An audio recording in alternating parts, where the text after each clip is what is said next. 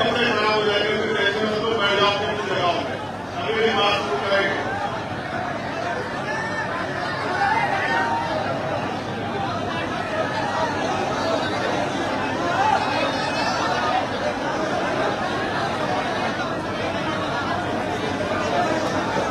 ये मीडिया के साथी भी इधर आ रहे हैं, या और मीडिया के साथी यहाँ पे खड़े हो तो वो मिलेगा, हल मिलेगा कि ये आप अपनी दूसरी पर जगह ले लें। बहुत धन्यवाद चित्तौड़ जी। आज यहाँ गाजियाबाद में आई सतपाल चौधरी जी की चुनावी सभा में इतनी बड़ी संख्या में आप लोग उपस्थित हुए हैं। मैं यहाँ इस सभा में पहुंचने के लिए और भाई सतपाल चौधरी जी का मनोबल बढ़ाने के लिए आप सभी का बहुत बहुत धन्यवाद करता हूं और आप सभी के लिए बहुत बहुत शुभकामनाएं देता हूं। साथ साथ अपनी बात को शुरू करने से पहले मैं बहुजन समाज में जन्मे सभी संतों, गुरुओं और महान पुरुषों को नमन करता हूं। महामानव दूर से लेके संत श्रोमणी सतगुरु रविदास जी महाराज, गुरु नानक देव, भगवान वाल्मीकि महाराज, गुरु घासीदास, संत कबीर, नारायण गुरु और तमाम संतों को, चाहे स्वामी विवेकानंद हो या और कोई संत हो, उन सबको भी मैं नमन करता हूँ। साथ साथ राष्ट्रपिता ज्योतिबा फुले, छत्रपति साहू जी महाराज, डॉक्टर बाबा साहब अम्बेडकर, टीवी कल्याण रामानायकर स्वामी, कल्याण यादव, बाबू जगदेव प्रसाद कुशवाहा, जननायक कपूरी ठाकुर, चौधरी चरण सिंह जी, संत छोटू राम, कोरबा धन सिंह गुजर, महामना रामसूर वर्मा, बाबू सिंह गोरखिया, संत राम जी प्रजापति, मानव दीना माना वाल्मीकि और मेरे गुरु मेरे आदर्श मानव काशीराम साहब को भी नमन करता हूँ। सम्मानित साथियों, मैं धन्यवाद देता हूँ यहाँ की प्रदेश, जिला, मंडल और विधानसभा की कमेटियों का, हमारे नेताओं का, जो सम्मानित नेतागण इस मंच पर उपस्थित हैं, बहुत सीनियर नेतागण यहाँ उपस्थित हैं, मैं उन सभी का धन्यवाद करता हूँ। साथ साथ बड़ी संख्या में हमारी मां बहनें भी बहुत दूर दूर तक पंडाल में मुझे दी गई है, मैं उनका भी बहुत बहुत धन्यवाद करता हूँ कि वो आशीर्वाद देने के लिए मुझे और सतपाल चौधरी को यहाँ पहुंची है। अभी उससे पहले हमारे नेताओं ने अपनी बात यहाँ रखी है, लेकिन अपनी बात को शुरू करने से पहले आज जिन साथियों ने आजाद समाज पार्टी में आस्था विश्वास जताया है, आस्था विश्वास के साथ साथ आने वाले कल की उम्मीदें भी देखी है, जिन साथियों ने मन पक्का किया है कि वो आजाद समाज पार्टी के सिपाही बनकर उत्तर प्रदेश में और देश के किसी भी कोने में जहां उनकी जिम्मेदारी लगाई जाएगी वो काम करने का काम करेंगे। मैं ऐसे साथियों में से बीके सिंह जी को, जो अखिल भारतीय राष्ट्रीय महासचिव हैं फार्मासिस्ट एसोसिएशन के, रविंद्र प्रधान जी जो प्रदेश सचिव हैं भारतीय किसान यूनियन के, वीरेंद्र प्रधान जी, वसीम चौधरी जी, श्याम कुरेशी जी जो कांग्रेस पार्टी छोड़कर और इस्राइल पेटी जो समाजवादी पार्टी छोड़कर आजाद समाज पार्टी में आपका विश्वास प्रकट कर रहे हैं, मैं इनका धन्यवाद करता हूँ। साथ साथ राजेश यादव जी, विनोद भारती जी, यशपाल जी, मोहम्मद अली जी, विनोद कुमार जी, मोहम्मद इमरान जी, कपिल चौधरी, सुनील जी, टीटू कुमार, सुनील कुमार, विनोद कुमार, रमेश कुमार जी का भी, जो विजय कुमार समाजवादी पार्टी छोड़ के आजाद समाज पार्टी की सरकार ग्रहण करने में इनका भी धन्यवाद देता हूँ।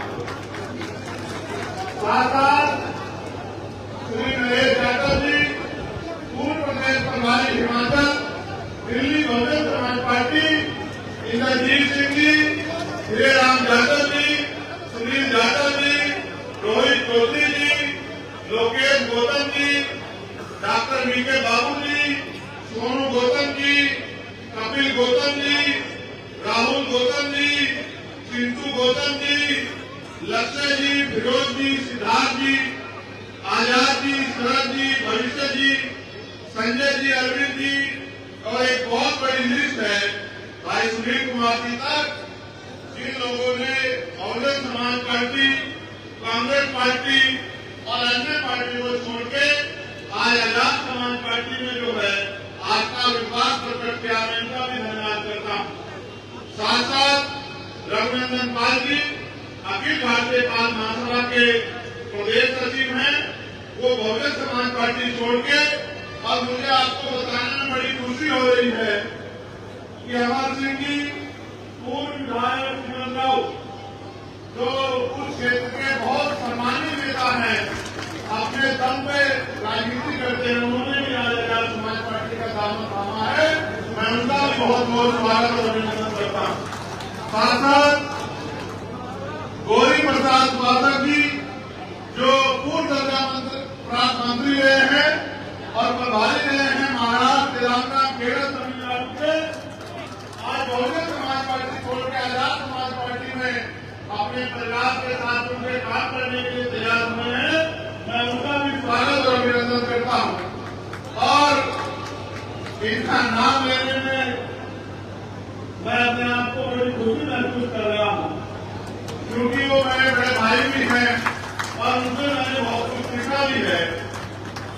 भाई साहब आनंद तोमर जी, जो पूर्व विधायक रहे हैं और कई कई स्टेटों के प्रभारी रहे हैं, आज पूरे अपने परिवार में फिर से जो है इस कारवा को आगे बढ़ाने के लिए इस जिम्मेदारी को संभालने का काम कर रहे हैं। उनका भी स्वागत और अभिनंदन करता हूँ।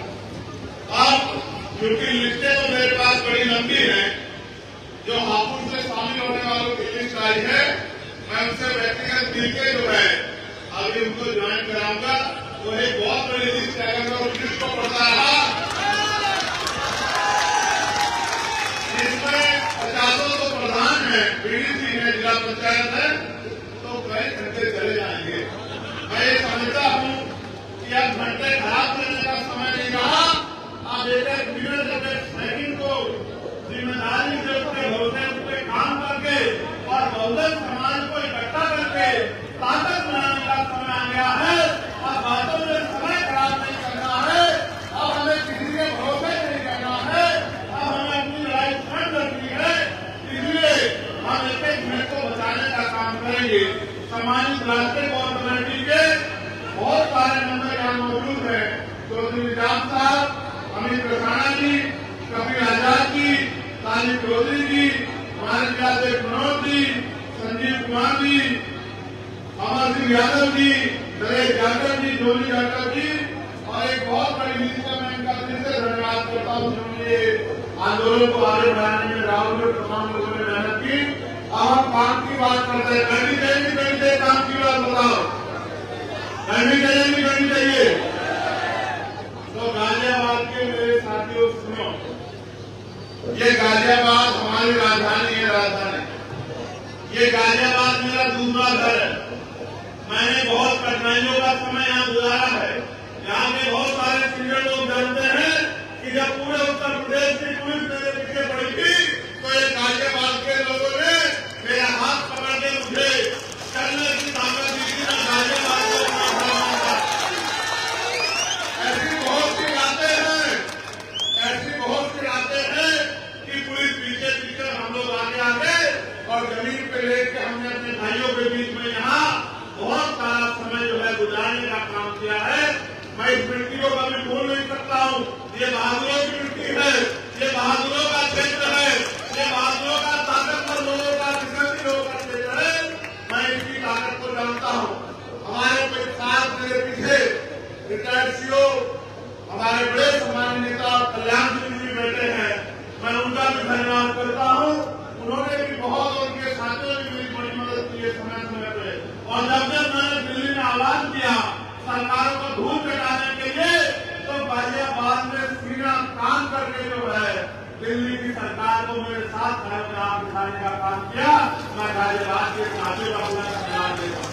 छोटे भाई गुलाम और तमाम सब लोग जहाँ लंबे समय से संघर्ष कर रहे हैं, लेकिन अब उस संघर्ष को एक रूप देने का समय आ गया है। आपने सामाजिक रूप से बहुत बार जो है विरोधियों को धूल चटाई, चाहे इसी बात में जब ये भारतीय जनता पार्टी के लोग पार्टी के बना के बाबा अम्बेडकर को अपमानित करने का काम कर रहे थे, मेरी माँ बहनों ने मोर्चा लेके उनके मंसूबों को नाकामयाब करने का काम किया। हमारी बात को जानता हूँ, अपनी सब कुछ जानता हूँ, लेकिन सामान्य साथियों मेरी माँ बहनों मुझे बताओ और मुझसे सवाल करो, जब बाबा साहब अम्बेडकर ने हमें वोट का अधिकार दिलाया था और उन्होंने ये भी कहा था कि पॉलिटिकल पावर जब मैटर की राजनीतिक सत्ता वो चाबी है जो आपकी सारी समस्या को हल कर देगी, तो आप महसूस करो कि आज भी उत्तर प्रदेश में और देश के हर एक कोने में कमजोर वर्ग के लोग रोटी कपड़ा मकान से वंचित क्यों है, उनके बुनियादी सुविधाएं क्यों नहीं है, आज भी उनको इंसानों जैसा जीवन क्यों नहीं मिल रहा है। जब हम इस बात को देखेंगे तो हमें ये एहसास होगा कि हमने अपने महापुरुषों की बातों को कानों से तो सुना है, लेकिन उस पर जिम्मेदारी से अमल नहीं किया है। जिस हम जिम्मेदारी से अमल करेंगे और अपनी पूरी ईमानदारी से जिस तरह से हम 8 घंटे अपना पेट पालने के लिए मेहनत रोजगार करते हैं, मजदूरी करते हैं, नौकरी करते हैं और 8 घंटे 10 घंटे की मेहनत में कुछ पैसे कमा के अपने बच्चों का पेट पालने का काम करते हैं, अगर 2 घंटे भी हम लोग मिशन का काम करें, अपनी पार्टी का काम करें और बहुजन समाज में भाईचारा पैदा करने का काम करें, तो वो दिन दूर नहीं कि राजनीतिक शक्ति आपके हाथ में होगी। आप ये जानते हो नहीं जानते हो कि जिस दिन से आप लोगों ने, मैं पुनः धन्यवाद करूंगा आपका कि आपने एक पैसा जुटाते, जब मैं नदिया में चुनाव लड़ रहा था तो मेरे हाथों को मजबूत करने के लिए भेजा और आपको उस पैसे से इतनी ताकत मिली कि आज आपका बेटा चंद्रशेखर आजाद दिल्ली में पार्लियामेंट में खड़े होकर आपके सारे अधिकारों के लिए संघर्ष करने का काम करता है। आपने मुझे पार्लियामेंट में बोलते देखा और कितने लोगों ने देखा जरा हाथ मारेगा, बताओ दिल से अपने दिल में हाथ रख के बताओ आपका अकेला चंद्रशेखर आजाद सैकड़ों में भारी है या नहीं, बताओ। अब ये काम आपने केंद्र में तो कर दिया, दिल्ली में तो कर दिया, लेकिन उत्तर प्रदेश में ये काम अभी अधूरा है। जब तक उत्तर प्रदेश में मेरे जैसे लोग विधानसभा लखनऊ में जाके और सरकार की आंखों में आंखें डाल के आपके अधिकारों के लिए संघर्ष नहीं करेंगे, आपके अधिकारों में जो डाका पड़ रहा है उस डाके को खत्म करने का काम नहीं करेंगे, आपके क्षेत्र की समस्याओं के लिए आवाज उठाने का काम नहीं करेंगे, तब तक मुझे नहीं लगता कि गाजियाबाद में कोई बदलाव हो सकता है। बाकी लोगों में मौका 2027 में आएगा, लेकिन आप तो बड़े किस्मत वाले हो, आप तो बड़े खुशहाल हो, आपके हिस्से में तो 1 साल बाद ही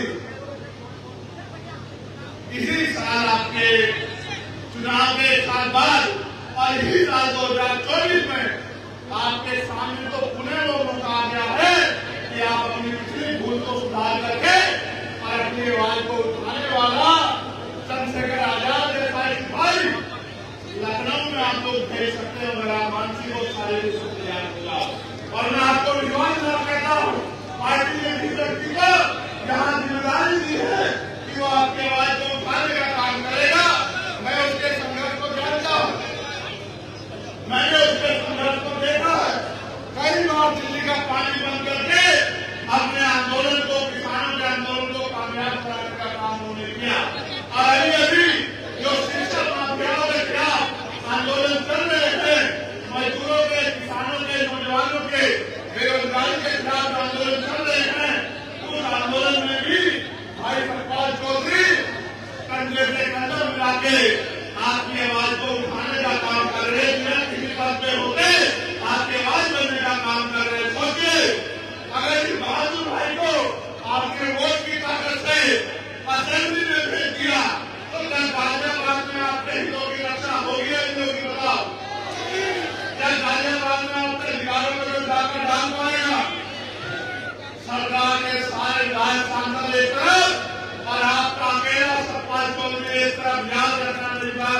सरकार के गुंडों के घर कुंडे का बंद कर दिए, तब आपने मुझसे सवाल करना कि भाई आपने जो कहा वो गलत काम किया। मैं आपको कहना चाहता हूँ, हम पे विजन है उत्तर प्रदेश में बदलाव का, हम पे विजन है महान पुरुषों के विचारधारा को, उनके सपनों को पूरा करने का, और हमें माना है, हमें बल है, हमें जरूर है। ये गरीबी, बेबसी, लाचारी, बेरोजगारी, महंगाई, तुम जाति खत्म करने का, और जब तक किसी के अंदर संघर्ष नहीं होता। मानव काशीराम साहब कहा करते थे कि तमन्ना अगर सच्ची हो तो रास्ते हजार होते हैं, तमन्ना अगर झूठी हो तो बहाने हजार होते हैं। हमारे दिलों में तमन्ना है कि आजादी के 75 साल बाद तो अब दलितों को, पिछड़ों को, आदिवासियों को, मुसलमानों को, अन्य धार्मिक अल्पसंख्यकों को, और उनको भी सामान्य जाति के गरीब लोगों को, जो तुम जाति से रहे उनकी जिंदगी में अब खुशहाली आनी चाहिए। जो सरकारें उत्तर प्रदेश और केंद्र में बैठी है, आप ये जानते हो कि वो तानाशाही वाली सरकारें हैं। अगर उनका उनके खिलाफ, उनके भ्रष्टाचार, उनके झूठ, उनके झूठे वादे या उनकी झूठी नीतियों के खिलाफ, तानाशाही के खिलाफ हमें आवाज उठाता है तो उसके अपने नहीं रहते, उत्तर प्रदेश की जनता के अपने कैसे होंगे। आप ये देखो किस तरह से बुलडोजर के जरिए और तमाम तरीकों से जुर्म जाति को बढ़ावा दिया जा रहा है, संविधान को कुचलने का काम किया जा रहा है। सब लोगों की निगाहें अगर किसी की तरफ है तो वो नीले पट्टे वालों की तरफ। अगर आज पूरा देश किसी की तरफ देख रहा है तो नीले पट्टे वालों की तरफ देख रहा है कि ये नीले पट्टे वाले आप क्या करेंगे। लेकिन मैं भी ये मानता हूँ कि जब ये नीले पट्टे वाले संकल्प लेके किसी और निकलते हैं तो फिर रास्ते खुद ब खुद बन जाते हैं। कहते हैं ना कि संघर्षों के साल में खरगोश जवानी पड़ती है और इतिहास में डूब जाता है जिसोर जवानी चलती है। और जवानी किसकी तरफ से ये बताना मुझे नहीं पड़े।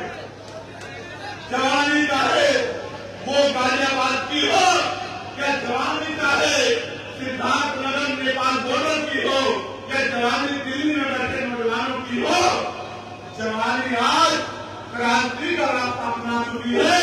और जब तक वो सत्ता में बैठे लोगों का घमंड नहीं तोड़ेगी, सत्ता में बैठे लोगों का अहंकार नहीं तोड़ेगी, और जब तक वो इस भारत को संविधान के जरिए चलने वाला भारत, सम्राट अशोक के सपनों का भारत नहीं बना देगी, तब तक वो रुकने वाले नहीं है। ये गांधी है और ये समय के साथ चलती है। जब आंधी चलती है तो छोटी मोटी चीजें उसका मुकाबला नहीं कर पाती है। आप याद रखो इस बात को, आपने समय समय पे देश के संविधान की रक्षा की है, गरीबों को मिलने वाले आरक्षण की रक्षा की है, समय समय पे देश के लोकतंत्र की रक्षा की है। लेकिन सबकी रक्षा करने वाले मेरे बहुजन समाज के लोगों अब अपनी रक्षा के बारे में नहीं सोचो। ये सही है कि बाबा साहब अम्बेडकर ने कहा था कि हम प्रथम वंश भारतीय हैं, लेकिन भारतीय होने का गौरव तो हमारे दिल में है और हमें इस बात का गर्व भी है। लेकिन जब तक भारत में गरीबों, किसानों, मजदूरों, नौजवानों, महिलाओं को सम्मान का जीवन नहीं मिलेगा, तब तक फिर भारत के गौरव के साथ बातों बातों में नारे लगाते खड़े रहना कोई अच्छी बात नहीं है। ये आपके हाथ में है कि आपका भविष्य कैसा होगा, ये आपके हाथ में है कि आपको रोजगार मिलेगा नहीं मिलेगा, ये आपके हाथ में है कि बहन बेटों पर होने वाला जुल्म बंद होगा नहीं होगा, ये आपके हाथ में। मेरी बहन यहाँ खड़ी है, मैंने उनको संघर्ष करते देखा।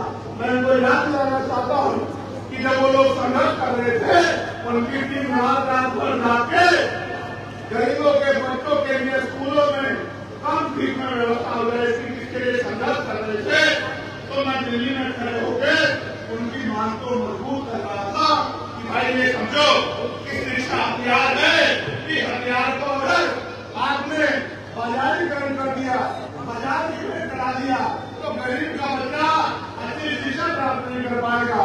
और जब गरीब का बच्चा अच्छी शिक्षा प्राप्त नहीं कर पाएगा तो 200-400 रुपए की मजदूरी करके या 5-7-8 हजार रुपए की नौकरी करके वो अपने घरों के हालात नहीं बदल सकता। है वो अपने टूटे हुए घर को भाई को चलने की ये भी सकता है। वो कभी अपनी मां को हवाई जहाज को सफर नहीं करा सकता है, तो कभी अपनी बहन को एसी वाली ट्रेन में नहीं हो सकता है। प्रधानमंत्री को दिल्ली में बैठे नारे देते हैं कि चप्पल वाला हवाई जहाज का सफर करेगा। मैं आपको सच बताता हूँ कि चप्पल वाले को 2 टाइम अच्छी रोटी भी मिल जाए सम्मान की, ये भी उत्तर प्रदेश में और देश में मुश्किल हो चुका है। इसके बारे में मांग करेगी। ये अगर बदलाव चाहते हो तो फिर करो कि राष्ट्रपति हो, प्रधानमंत्री हो, विधायक हो, मंत्री हो, मुख्यमंत्री हो, राज्यपाल हो या कोई भी ऐसा व्यक्ति जिसको सरकारी सुरक्षा मिली है, सुरक्षा मिली है, सुविधा मिली है या उसको आर्थिक मदद होती है, चाहे वो क्लास 1 का अधिकारी हो या क्लास 4 का अधिकारी हो, चाहे वो डीएम एसएसपी हो या एसडीएम एडीएम हो या दरोगा सीओ हो या कोई और अधिकारी हो, सबके बच्चों को सरकारी स्कूल में पढ़ाने की इजाजत देनी चाहिए और कानून बना देना चाहिए कि सरकारी अधिकारी कर्मचारी नेताओं के बच्चे सरकारी स्कूल में पढ़ेंगे। आप देखो, महसूस करके अपने दिल पे हाथ रख के महसूस करो। एक भी क्लास में मुख्यमंत्री का बेटा बैठा होगा, उसकी बराबर वाली टेबल पे मजदूर का बेटा बैठा होगा, उसके बराबर वाली टेबल पे एसडीएम का बेटा बैठा होगा, उसके बराबर वाली टेबल पे कुर्सी पे डीएम का बेटा बैठा होगा, उसके बराबर वाली कुर्सी पे एसएसपी का बेटा बैठा होगा और उसके बराबर वाली कुर्सी पे टीचर नागर भाई मेरे जैसे किसान का बेटा बैठा होगा, मजदूर का बेटा बैठा होगा। तो अगर वो हमारी परवाह नहीं करेंगे तो अपने बच्चों की परवाह को करेंगे। ये जो बड़े बड़े प्राइवेट सेक्टर में स्कूल बनाने का दिए, गरीब लोग इसके सामने तो गुजर सकते हैं, लेकिन खुद को अपने बच्चों को स्कूलों में अंदर नहीं पहुंचा सकते, उनकी क्लास तक अपने बच्चों को नहीं खा सकते। जब ये इतनी बड़ी फाइल पैदा हो जाएगी तो गरीब का बच्चा कैसे जो है इन अमीरों के बड़े बड़े स्कूलों का मुकाबला करेगा। साथ साथ मैंने मांग भी की है कि जितने भी सरकारी कर्मचारी अधिकारी नेता अभिनेता है, चाहे वो राष्ट्रपति से लेके और गांव का प्रधान क्यों ना हो, उनके बच्चों का बीमार होने को उनका इलाज सरकारी अस्पताल में होना चाहिए। इसलिए हो गया भारत में आप एक बात को याद रखना, उस दिन सरकारी अस्पतालों में डॉक्टर भी मिलेगा, सारे टेस्ट भी नहीं होंगे, बढ़िया से बढ़िया दवाइयां भी वहां मिलेंगी और साफ सफाई भी ऐसी अच्छी होगी कि आपको सरकारी हॉस्पिटल और 5 स्टार होटल में फर्क महसूस नहीं होगा।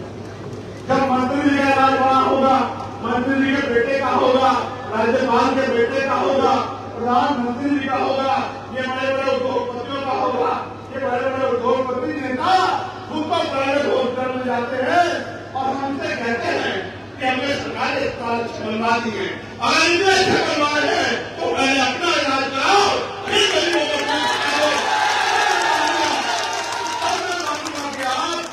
हमारे लिए अच्छा बनाया। मैं आपको कहता हूँ, आप देश भ्रष्टाचार की भेंट कर रहा है और पूरे देश में कमजोरों, किसानों, गरीबों की निगाह आपकी तरफ। और अगर वास्तविकता में आप उससे प्यार करते हैं, वास्तविकता में आप आते संविधान से प्यार करते हैं और वास्तविकता में आप भारत अम्बेडकर के सपनों को पूरा करना चाहते हैं, वास्तविकता में आप अपनी वोट की ताकत बनाना चाहते हैं, फिर वो दिन दूर नहीं है। अगले 3 से 4 महीने में उपचुनाव उत्तर प्रदेश की 10 सीटों में होंगे। टोटल सीटें 403 हैं, लेकिन चुनाव 10 सीटों में उपचुनाव होंगे और पूरे प्रदेश की निगाह इन 10 सीटों पर होगी। जहां कुछ लोग चंद्रशेखर आजाद को हराने के लिए लड़ेंगे, वही आजाद समाज पार्टी उत्तर प्रदेश में नया विकल्प बनाने के लिए लड़ेगी।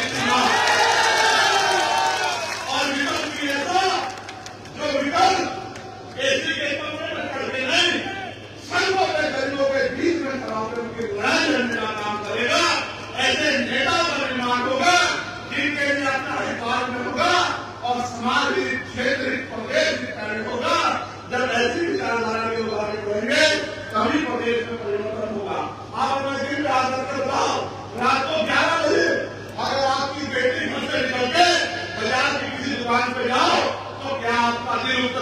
में आज खतरा करता है नहीं करता बताओ? क्या आपको भय लगता नहीं लगता बताओ? तो सब कुछ होते हुए भी अगर बैठे भी उत्तर प्रदेश में सुरक्षित नहीं है तो मैं मुख्यमंत्री से कहना चाहता हूँ कि आपको कोई अधिकार नहीं कुर्सी में बैठने का। अगर आपने जरा भी नहीं दिखता हो तो आपको कुर्सी छोड़ देनी चाहिए, क्योंकि 7 साल के कार्यकाल के बाद भी आप उत्तर प्रदेश की बेटियों को सुरक्षा देने में, सुरक्षित रखने में कामयाब नहीं हो पाए। आपको कोई अधिकार नहीं है कुर्सी पर बैठने का। सिर्फ बड़ी बड़ी बातें करने से काम नहीं चलेगा। जब राजनीतिक शक्ति दूसरे लोग के पास होगी, जैसे आज भारतीय जनता पार्टी के पास है, तो आपके हाथ ऐसे फैले हुए हैं। अगर राजनीतिक शक्ति आपके पास होगी तो आपका हाथ देने वाला हाथ होगा। आज मेरा पूरा परिवार इस मंच पर एकजुट हुआ है। मेरे दिलों में बड़ी खुशी पैदा हुई है। मुझे ऐसा लगता है कि जो भार मेरे ऊपर है वो भार थोड़ा कम होता है, क्योंकि मैं इनकी शक्ति को जानता हूँ। मैंने इनको संघर्ष करके देखा है, मैंने इनसे बहुत कुछ सीखा है। मेरा दिल ये कहता है कि आज और इसी समय से उत्तर प्रदेश में परिवर्तन का एक चक्र जो है शुरू हो चुका है। और आप देखना कि जब 10 विधानसभा उपचुनाव का रिजल्ट आएगा तो जिस तरह से आपका प्रतिनिधित्व दिल्ली में है, लखनऊ में भी आपका प्रतिनिधित्व होगा।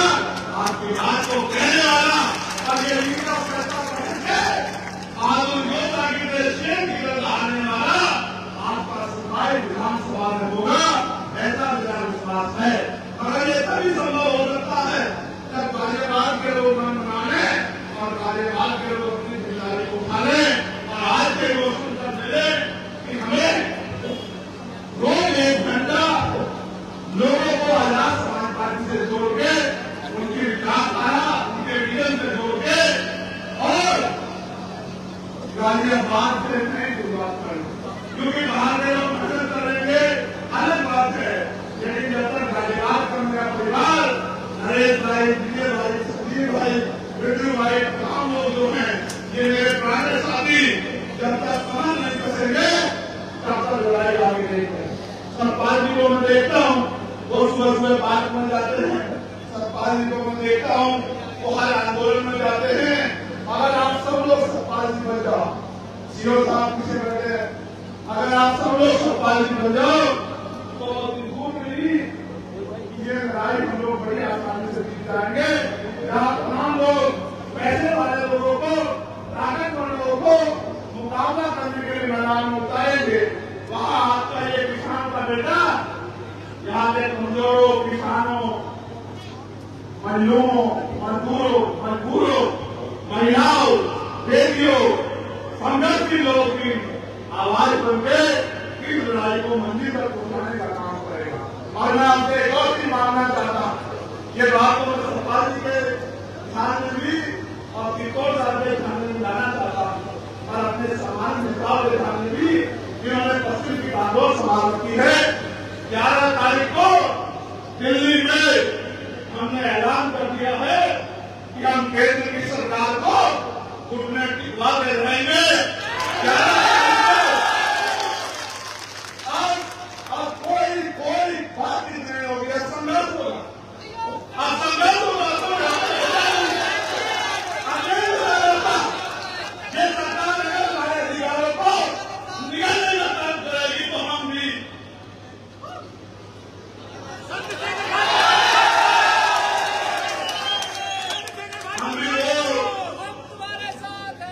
भी वो कौन है जिन्होंने 2018 में 13 लोगों ने कुर्बानी देकर अपने खून से अपने अधिकारों को सीखने का काम कराया। मेरी बात को आप याद रखें।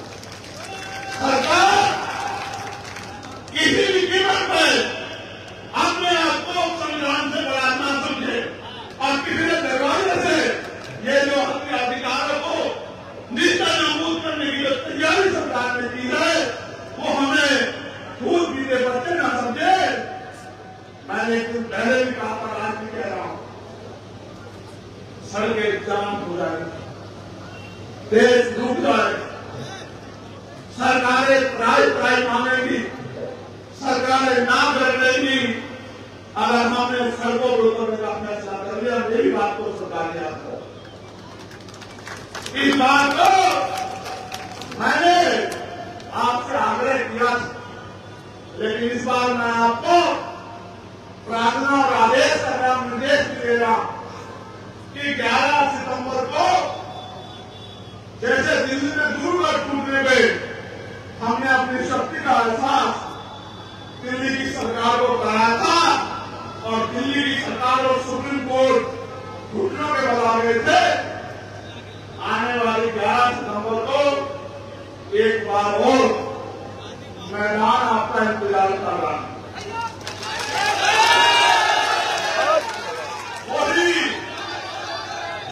वही रामलीला मैदान होगा और उसी रामलीला मैदान में इस बार श्रद्धांजलि होगी, मेरी बात को आप याद रखना।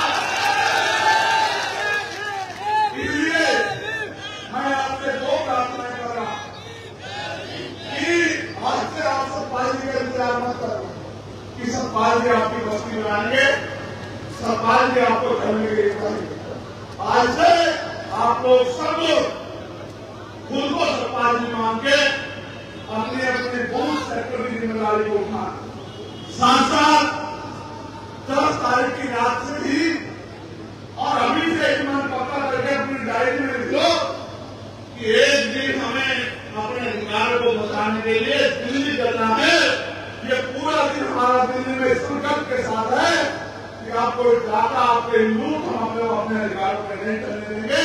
वो दिन चले गए कि एक रात्रि में पूरे गांव को हाथ दिया जाता था, वो दिन चले गए। आप तो वो दिन अगर संवैधानिक मर्यादा में समझोगे तो संवैधानिक मर्यादा में समझाएंगे, और अगर गुंडागर्दी करोगे तो गुंडागर्दी का भूत ऐसे चुटकियों में निकाल दिया जाएगा कि तुम्हारा गुंडागर्दी करने की सोच नहीं रहता। इसलिए मैं आपसे अपील करता हूं कि आप मेरी इस प्रार्थना को, मेरे इस आग्रह को, मेरा दर्द और भविष्य की जो चिंता महान पुरुषों के आंदोलन को आगे बढ़ाने की मुझे है, उसको ध्यान में रखते हुए अपनी अपनी जिम्मेदारियों पर जुटे।